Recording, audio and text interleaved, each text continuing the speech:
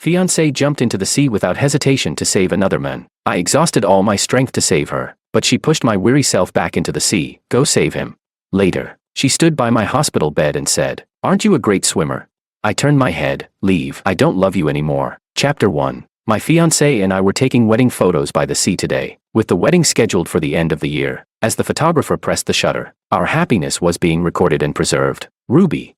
Suddenly, someone shouted my fiancé's name. She maintained her pose for the photo, but her body froze. I recognized that man. Ruby Lynn's childhood friend, Oliver. For the past 6 years, he's been haunting our lives. Because of him, Ruby and I have quarreled countless times. Ruby always said, if there was something between them, would she even be with me?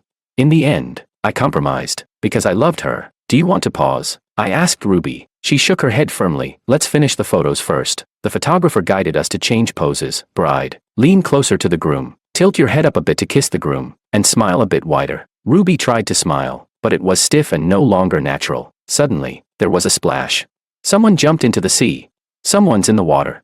The crowd on the beach started screaming and shouting. I hadn't even had time to react before Ruby took off her veil and jumped into the sea, swimming towards the struggling person. But her wedding dress, soaked with water, became too heavy, and she was nearly swallowed by the ocean. Without thinking, I jumped into the sea and used all my strength to save her. By the time I dragged her ashore, I had exhausted all my energy. Leo, go save Oliver. Before I could speak, Ruby pushed me back into the sea. Wave after wave crashed over me, and I felt myself being slowly dragged into the depths by the current. I swam desperately, but my body kept sinking. The only person I could call for help was Ruby. Cough, cough. Not far away, Oliver had already been saved by someone else and was coughing incessantly. Clutching his chest, another wave surged, and I hurriedly held my breath and dived underwater. When the wave passed, I struggled to the surface, only to see Ruby running towards Oliver. Her figure grew smaller, almost without hesitation, as she abandoned me. The last thing I saw was Ruby holding Oliver, patting his back. The two of them were nestled close together, her white wedding dress looking so pure and beautiful. In fact, the signs were always there. Ruby always claimed she didn't love Oliver, but when it came to choosing between me and him, she chose him without hesitation. I couldn't pretend not to see it anymore. Chapter 2. When I woke up again, I was in the hospital. My mother was by my bedside, her eyes red from crying. Leo, you're finally awake. Are you hungry or thirsty? Do you feel uncomfortable anywhere? I shook my head, still feeling dizzy. As soon as I opened my mouth to speak, my lungs felt like they were about to explode, and I couldn't stop coughing. Don't talk for now. The doctor said you inhaled too much water. My mother hurriedly got up to pat my back, her heart aching for me. Don't go to the beach for wedding photos again. It's too dangerous. Thankfully, they saved you, or I'd have sued the company until they went bankrupt. It turns out it was the people from the studio who saved me. I remained silent, not saying a word. My mind was filled with the terror of being swallowed by the sea. At least both you and Ruby are okay. Otherwise, how would the four of us old folks live? I lowered my eyes, staring at my hospital gown. Leo, are you worried about Ruby? She's fine. She came by earlier, but you were still unconscious. She's gone to visit a friend now. I heard her friend also fell into the sea. That place is truly cursed. No matter how beautiful it is, you mustn't go there again for photos. There won't be a next time. Never again. I closed my eyes, feeling utterly exhausted. My mother told me to rest well and then went out to buy some daily necessities for me. I don't know how much time passed, but the door was pushed open again. I turned my head, ready to call for my mother, but I saw Ruby standing at the door with red eyes, too tired to care about her expression. I looked away, ignoring her. She walked over in high heels, standing by my bedside, and looked at me. Aren't you always exercising? How can your body be so weak? Her first words were to blame me. A dull pain spread through my chest, but it disappeared in an instant. With a hoarse voice, I asked, Ruby, is your childhood friend more important than your fiancé? Important enough for you to watch me drown and walk away without looking back? I'm sorry. Her voice sounded a bit aggrieved. I thought you could swim back. Oliver was in bad shape, so I instinctively went to check on him. I nodded. So, you love him, don't you? It all made sense now. No one can replace the bond of childhood sweethearts. In that moment, all my feelings and resentment seemed to be washed away by the seawater. Ruby denied it. I love you. I just see him as a brother. To hell with the brother. I couldn't help but cough twice, and she bent down to pour me some water. After a moment, I said, Ruby, let's end this. I don't love you anymore. Upon hearing that, she slammed the cup onto the table. You're ending our 6-year relationship over something so trivial. I looked at her angry eyes, filled with emotions I couldn't understand. Slowly, I said, I saved you, but you pushed me back into the sea for the sake of a stranger. I didn't have the strength to call for help, yet you walked away without looking back. I almost died in the sea. And you call this trivial? Her emotions collapsed all at once, and she cried on my shoulder, "Husband, I was wrong." This was the first time she had ever apologized, and the first time she called me husband. "I really thought you could swim back. Husband, I was wrong. Please forgive me." I pushed her away directly. "You were wrong, but I won't forgive you. Ruby, we're over. You can leave now." She looked up, her face filled with shock. Then she raised her voice. "Leo, I've already apologized and promised there won't be a next time. Why won't you let it go?" I'd had enough. "Don't you understand? I said we're over. Please leave." At this moment, the door was suddenly pushed open. "Are you serious right now?" Oliver barged in, looking down at me with disdain. Ruby said she didn't mean it and even cried to apologize. "What more do you want?" I looked up at him and couldn't help but sneer. Perhaps my usual silence made him think I was weak. "And who do you think you are to come here and criticize me?" Oliver glared at me, disdainful. "I've grown up with Ruby. She's like a sister to me. I can't stand seeing you bully her." I picked up the cup with some spilled water, took a sip, and smirked. "If you're so protective of Ruby, why don't you marry her?" If he really wanted to marry her, he would have done it long ago, instead of stringing Ruby along all these years. Oliver responded righteously. "I see Ruby as a sister. The one she loves is you." I didn't know whether it was my words or Oliver's that caused Ruby's face to turn ashen, devoid of any color. I burst out laughing. "You two really are like siblings. You just coughed a couple of times, and she was willing to abandon her fiancé's life for you." Oliver's fists clenched tightly. "You're still alive, so stop making sarcastic remarks about Ruby." I threw the cup down. "Get out, you pair of cheaters. If you don't leave, I won't be so polite." Ruby looked at me in disbelief. "Do you really have to be so unreasonable?" Unreasonable? I still vividly remember the helplessness of not being able to swim to the surface, the waves drowning me one after another, the suffocating and stabbing pain of seawater seeping into my lungs. That silent and desperate feeling is something I will never forget. "I need to rest now. Please leave." "Fine. You're the one kicking me out. Don't regret it later." Ruby stormed out, dragging Oliver along with her. Chapter 3. An hour later, my mom rushed back to the hospital room, and the first thing she did was touch my forehead. I frowned. "Mom, what are you doing?" She felt my head, then placed her hand on her own forehead, murmuring, "The temperature is normal. Son, you haven't burned your brain, have you? You're breaking up with Ruby." "Yes, you were supposed to get married at the end of the year." "I don't love her anymore." My mom couldn't stay calm. "You don't love her anymore? Yesterday you were happily taking wedding photos, and today you don't love her. Did you drink too much seawater and go crazy?" Ruby and I met in our first year of college. It was love at first sight. We spent a happy college life together. After graduation, we met each other's parents, and 2 years later, our wedding was set for the end of the year. I thought I could be happy with Ruby forever until her childhood friend returned to the country. At first, Ruby described Oliver as a playboy. She even passionately told me they had dated once, but broke up because Oliver cheated, and she hated him for it. She said that if it weren't for growing up together, she would have blocked Oliver long ago. She promised she wouldn't contact him, but they often sang together, traveled together, played games together. She used to say she didn't like playing support roles in games because they lacked presence. She wanted to be the marksman, and I was to play the tank to protect her. But after Oliver returned, I was no longer her first choice for duo matches. She started playing Yao, clinging to Oliver every moment. Her instincts no longer prioritized me. When I was exhausted, she pushed me into the sea. When I cried for help, she turned away and left. My mom's face turned pale with anger after hearing this, and she immediately called my dad, telling him to arrange the cancellation of the engagement. We really misjudged her. The fiancé isn't even as good as a passing stranger. She almost killed my son. After she hung up, I asked, puzzled, "Wasn't it the studio staff who saved me?" "Mom doesn't know the exact details, but I've heard that you were swept far away. A young girl found you and struggled to carry you back to shore. She even performed CPR to save your life. It was too chaotic at the time, and no one got her contact information. Mom has already sent people to investigate. We must properly thank this benefactor." I nodded in agreement. The next morning, Uncle Lin and Aunt Lin came to the hospital in person. I heard that before they came to the hospital, they first visited my parents to apologize. They were furious, especially Uncle Lin. He almost hit Ruby, they say. Aunt Lin was seething with anger. "Leo," I scolded Ruby harshly. "She grew up with Oliver, so there's just a sibling bond between them. She made a mistake in a moment of panic, but she's always loved you." Uncle Lin, gritting his teeth, slapped his thigh. "That brat Oliver. What was he doing following you two during your wedding photo shoot? Uncle hit him for you yesterday, and it won't happen again." Then Uncle Lin and Aunt Lin started scolding Oliver in front of me. Then, in front of me, they called Ruby. "Where are you? Get to the hospital right now." On the other end of the phone, there was a loud wind, almost drowning out Ruby's voice. "Leo wants to break up with me. Why should I go to the hospital? I'm not going." Uncle Lin was furious, shouting into the phone, Leo is just too angry. Get your ass to the hospital and apologize right now. From the other end, I could faintly hear Oliver's voice. We're about to take a sharp turn. Hold on tight. Then I heard Ruby's voice. Dad, I'm busy right now. I'll hang up first. You ungrateful brat.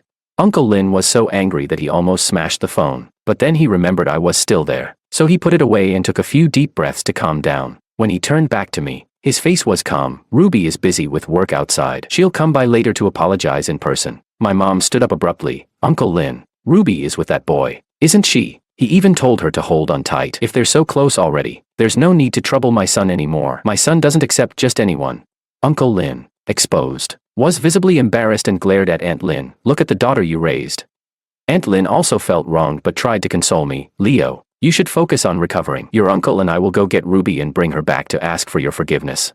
Just hearing Ruby's name made me lose my appetite. I tossed the apple one was holding into the trash can. She doesn't need to come. We've already broken up. In the end, Uncle Lin and Aunt Lin left in a huff, saying they would get justice for me. Chapter 4. After a few days of recuperation in the hospital, I was finally discharged and able to move freely. During this time, Uncle Lin and Aunt Lin didn't come to visit again, probably because Ruby refused to back down, and they were too embarrassed to face me. That was fine. Since I decided to break up with Ruby, I wanted it to be a clean break. I drove to the new house. This place once held my hopes and dreams for the future. Every brick and tile of the villa was chosen by me personally, running back and forth to the building materials market, picking everything according to Ruby's preferences. The interior design was also in the British style she loved. She said she wanted to have 2 children with me, and we prepared a nursery and a nanny's room on the first floor so that the children could easily play outside. To the right of the entrance was a garden, and to the left, a vegetable patch. She had bought many seeds and started practicing gardening, wanting our children to eat the vegetables she grew. But now, the soil in the vegetable patch was so dry that it had cracked,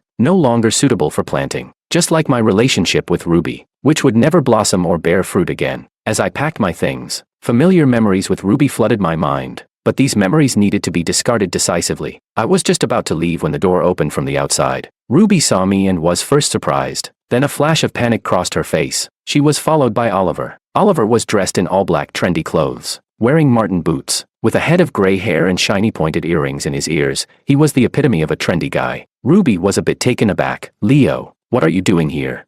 But then she smiled knowingly, seemingly convinced that I had come to seek forgiveness and was acting out of jealousy. Don't get the wrong idea. My car was in for maintenance, and Oliver just gave me a ride back. I looked past Ruby and focused on Oliver. He was indeed a very handsome guy. No wonder Ruby couldn't let go of him and was so entangled with him. Nice to see you again. I smiled at him. Oliver looked surprised, staring at me with a strange expression. Then, I raised my arm to block both of them and said calmly, Miss Lin, this is the house I prepared for our wedding. Now that we're apart, please take yourself and your friend out of here. Move all your things out by today. In 6 years of dating, I had never spoken so harshly to her, and I had never called her Miss Lin. Ruby was furious. Leo, what do you want? I told you it was just a ride. Do you have to be so sarcastic in front of Oliver? He was kind enough to give me a ride, and just because I'm with you, does that mean I can't have male friends?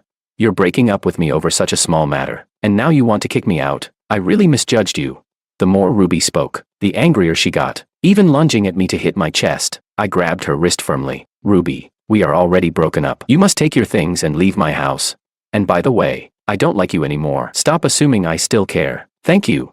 Ruby's eyes widened as she looked up at me, but there was no longer a trace of affection for her in my eyes. She was so angry. Fine. I don't like you anymore either.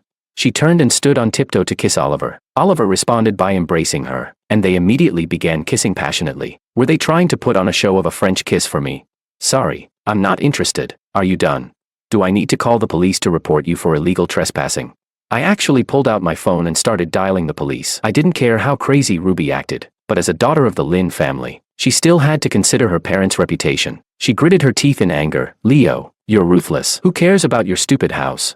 Ruby, losing face, immediately called a moving company to have her things taken away. As she left, she threw out a harsh remark, don't come begging me later. I made a phone call in front of her. I need to have the bed and sofa removed and the whole house disinfected. Her face instantly turned red and pale. Chapter 5. After pulling myself together, I returned to work. The first thing I did when I got to the office was ask my assistant to list my house for sale through a real estate agency. I hadn't been to the office in a while, and work had piled up. After handling everything, it was already 2 in the afternoon. I went downstairs to grab something to eat, only to be told that my favorite tomato beef brisket stew was sold out. I sighed. Suddenly, A steaming plate of beef brisket stew was placed in front of me. I looked up to see a girl smiling at me with a pair of cute tiger teeth showing. Looks like you're all better now and out enjoying food again. I raised an eyebrow slightly. She winked playfully. Next time I save someone, I'll make sure they're awake so they can recognize their savior. I quickly realized who she was and hurriedly said, "It was you who saved me." "Thank you. What do you want to eat? I'll treat you. How about something fancy, like sea cucumber and abalone, can I?" I answered sincerely, "Of course, but we'll have to change locations for that." "Sure, but not today. I'm going to be late for work." She casually took out her phone. "Add me on WeChat, and let's set another time for you to treat me to something nice. I was so exhausted dragging you back to shore that I ended up in the hospital for 3 days. I could use a good meal to make up for it." I agreed. "Sure." We exchanged WeChat contacts. "Savior, what's your name?" "Zoe." I saved her name in my phone. "I'm Leo." Zoe interrupted, showing me her phone, where she had already saved my contact. She smiled. "Senior, you're quite famous at the university in City A. So that's how it was." I smiled back at her. "So you're my junior, huh?"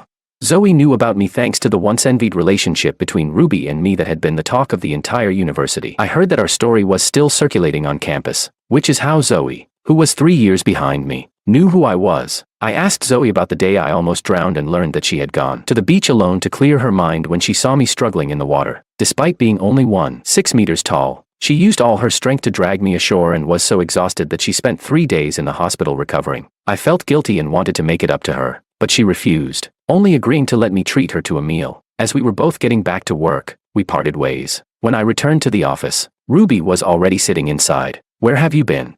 I thought. "Does it matter to you where I go?"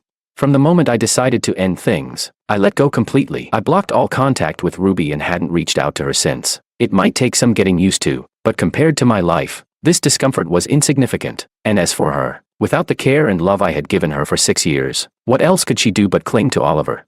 But Oliver was a playboy, not someone who would give her promises and a future like I did. Ruby took a few steps closer, reaching out to take my hand but then pulling back. She looked at me with a hint of sadness in her eyes. "These past few days, I've been going to that hot pot place on East Street every day, eating the spicy pot." I nodded indifferently and walked past her to my desk. Just seeing her annoyed me. Her eyes gradually reddened. Every time, I was overwhelmed by the spiciness. "You like spicy food, but you always accompanied me in eating mild Cantonese dishes." When the spiciness made me cry, I thought about how you must have felt that the food was tasteless and how unhappy you must have been. In our relationship, you were always the one accommodating me, so much so that I got used to you forgiving everything I did. Her expression was remorseful, yet she looked at me as if she wanted me to console her. "Leo, I realize now that I was wrong. I was starting to lose patience. We've already broken up. What's the point of saying this now?"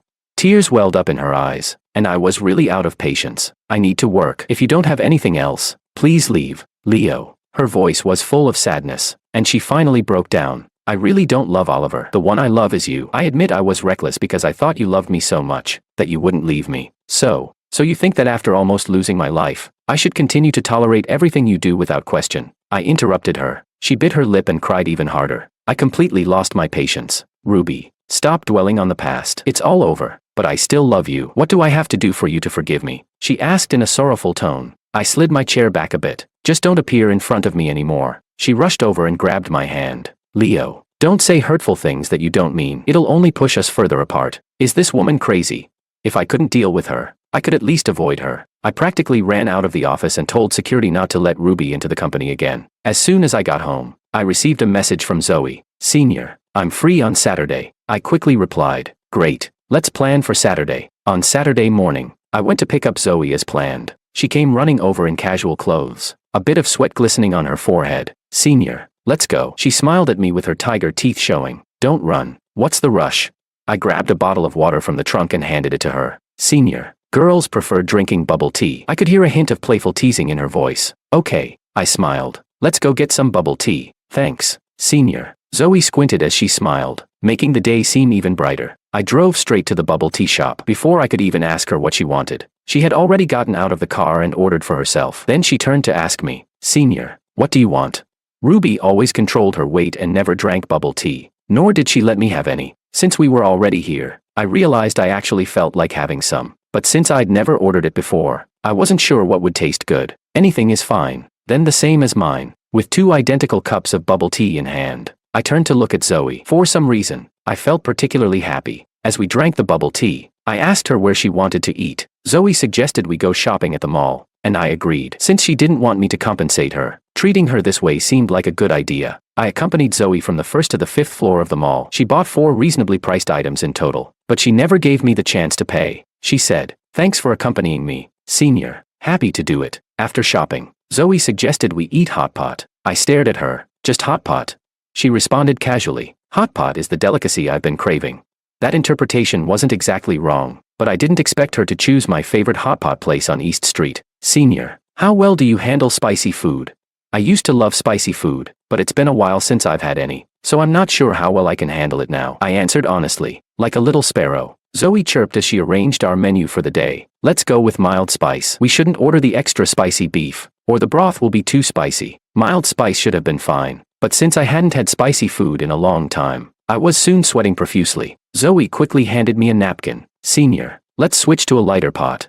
"No need, just stick with the spicy broth." It was very spicy, but it felt great. "Senior, you have a piece of napkin stuck to your skin," Zoe pointed out. I wiped my face but couldn't find it. "Where?" Zoe leaned in close and removed the napkin from my face. "Here." I instinctively sat up straight. "Thanks. You're welcome." Zoe had just sat back down when a gust of wind suddenly swept past, lifting her hair. At the same time, someone rushed over and slapped Zoe hard across the face. It was Ruby. Chapter 6. "You bitch. How dare you seduce my fiancé?" Ruby's voice was filled with rage and malice. I frowned deeply and stepped in front of Zoe to shield her. "Ruby, you're crazy." She acted as if she hadn't heard me, grabbing my arm and trying to push me aside. When she couldn't move me, she stared at me intensely, not answering my calls, ignoring my messages. "So this is why you found someone new." A surge of anger shot up from the soles of my feet. This woman was truly out of her mind. "Have you had enough? Am I making a scene?" That one sentence seemed to hit a nerve. She pointed at my nose and yelled, "You're the one caught red-handed dating someone else." She was making such a commotion that the other diners in the hot pot restaurant started to look over, some even taking out their phones with interest. I didn't care for myself, but I couldn't let Zoe be wrongly accused. I spoke in a low voice. "Ruby, let me make it clear once again, we are done." Slap. Before I realized it, Zoe had stepped up beside me and slapped Ruby across the face. "This is for what you did."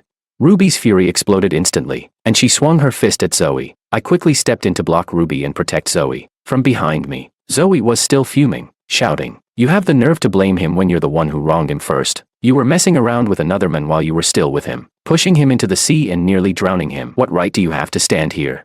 "I like Leo." "So what? Your wedding was cancelled, and you're officially broken up. Why shouldn't I like such a great man now that he's single?" "Miss Lynn, don't be so greedy, trying to have it all. Do you think you deserve it?" I never knew Zoe could be so sharp-tongued. Ruby's eyes welled up with tears, and she looked at me pitifully, hoping I would step in to defend her. Without a moment's hesitation, I grabbed Zoe's hand and walked out. "Zoe, let's get you to the hospital." "Leo, you." As we passed by Ruby, I saw her face filled with shock and a sadness she couldn't hide. She seemed to finally realize that she had lost me. I took Zoe to the hospital. The doctor said there was no broken skin and no major injury. We were sent on our way without even a prescription. I'm sorry. Sitting in the car, I felt guilty. Zoe shouldn't have had to endure any of this because of me. I already returned the favor. No loss. Besides, it was her who hit me, not you. Zoe smiled, a bright and cheerful smile. Back at the hot pot restaurant, she had said some things. I hesitated, unsure how to bring it up, but then she suddenly asked, "Senior, do you remember the pancake shop near the north gate of the university in City A? This girl, what is she thinking? Talking about this now? Of course, I'm still hungry, and I suddenly feel like eating pancakes. Out of guilt, I quickly agreed. Shall I take you there now?" "Sure." She smiled again. I wondered if the slap had affected her mentally. Why else would she be smiling so brightly after being hit? I took Zoe to the pancake stall in City A, and we both chose pancakes with shredded potatoes and eggs. As the freshly made pancakes steamed in front of us, Zoe's pleasant voice came through the mist. "Senior, do you know when I started liking potato pancakes?"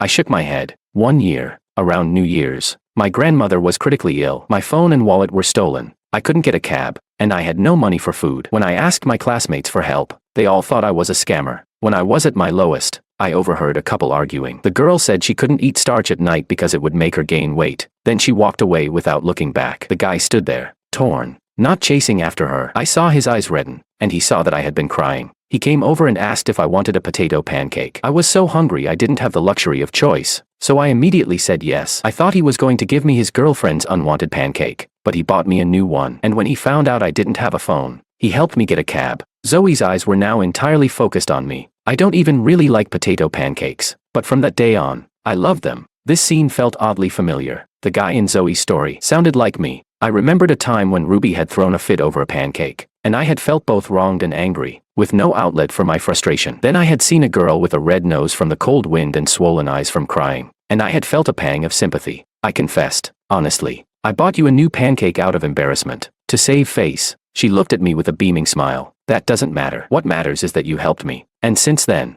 I've seen you through rose-colored glasses. I was speechless. Senior, since we've met again and you're now single, can you give me a chance to pursue you?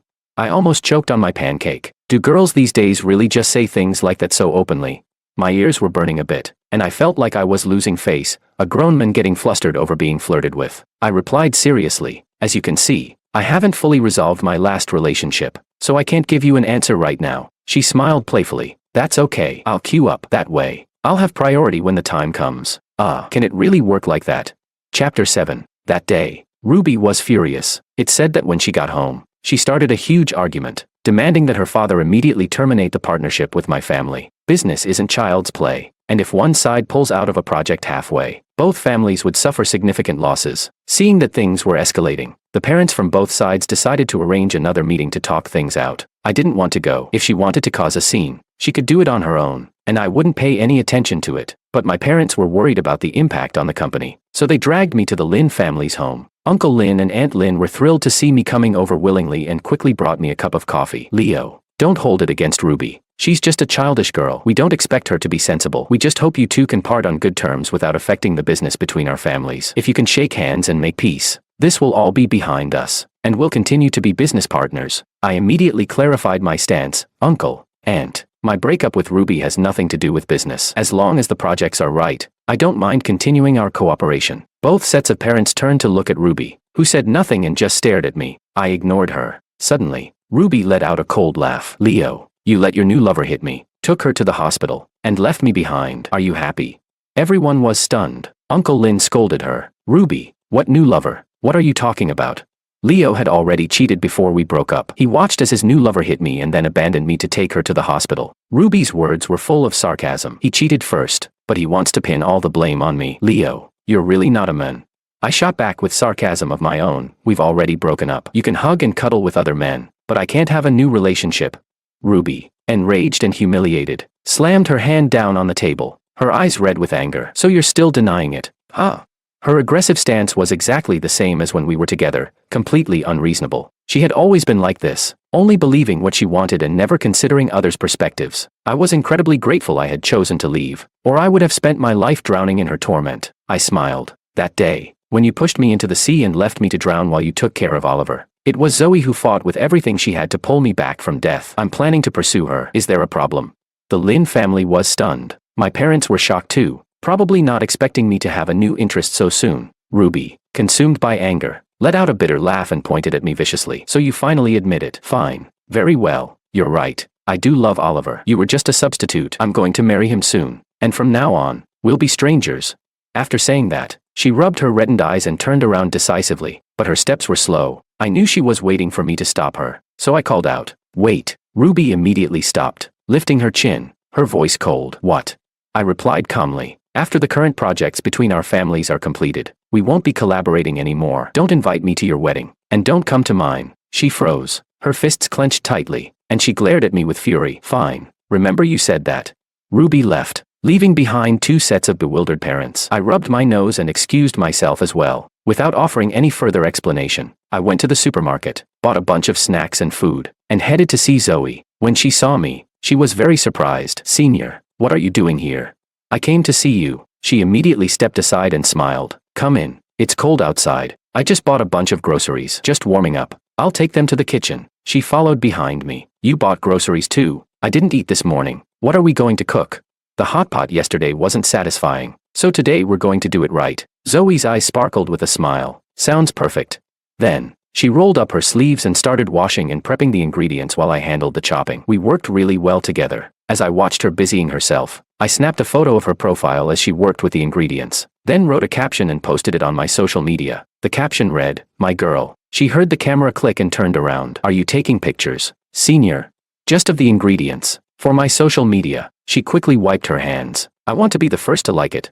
Zoe saw my post on social media and was stunned, unable to believe it. Senior, does this mean you've accepted? Her face was full of anticipation. I nodded. Girlfriend, don't call me senior anymore. Leo. She threw herself into my arms, crying tears of joy. I love you. Whoa, she's confessing already. I hugged her, feeling my ears turn red again. Keep it down. How should I keep it down? She winked at me, then stood on tiptoe and kissed the corner of my lips. Is this discreet enough? Wow. How could I let the girl take the initiative in something like this? I leaned in, lifted her up, and wrapped my arms around her waist, deepening the kiss. Chapter 8. After a satisfying meal at Zoe's place, I went back home. To my surprise, Ruby was standing at my door, looking forlorn like an abandoned wife. She stared at me intensely, her fists clenched, her entire body trembling with rage. You're with Zoe now, and you even kissed her. I raised an eyebrow. Does that have anything to do with you? Leo, do you really not love me anymore? Do you really hate me so much that you have to use another woman to hurt me? I was utterly annoyed. Ruby, stop showing off like a peacock. Not loving you doesn't mean I hate you. Can you just stop bothering me? Ruby closed her eyes in despair, tears streaming down her face. Fine, remember the despair you're giving me. Don't regret it later. She ripped off the necklace I had given her when we got engaged, threw it to the ground, and stormed off in anger. She left completely heartbroken. That afternoon, I saw Ruby's post on social media, flaunting her marriage certificate. The caption read, "My him." So childish. Did she really think I would care or get upset about this? Without love, she had nothing left to rely on to act out. Even if she got married 10 times, I wouldn't give her a second glance. I promptly added her to my blocked list. The next day, my parents told me that the Lin family was in chaos. Right after Oliver and Ruby registered their marriage, he immediately went to a hotel with a young model. Aunt Lin was so furious that she ended up in the hospital. Uncle Lin wanted to cut all ties with Ruby. My mom asked if I wanted to visit the elderly Lin couple, but I refused. Not only did I refuse to visit, but I also decided to distance myself completely. That very day, I moved in with Zoe. Every day, Zoe and I went to work together, shopped for groceries after work, cooked dinner at home, and spent our vacations traveling. The days were simple, but life was peaceful and fulfilling. The next time I heard about Ruby was 3 months later. She had divorced Oliver. One night, she called me, crying, "Leo, I was wrong. I was really wrong. I shouldn't have married him out of spite. Please, come back. I'm begging you. Don't leave me." I interrupted her. "Who are you? Do I know you?" I hung up and blocked her again. A hand slid around my neck, and a playful voice asked, "Who was that?" "Just a telemarketer." My lips were suddenly sealed with a kiss. "Shall we continue?" "Of course."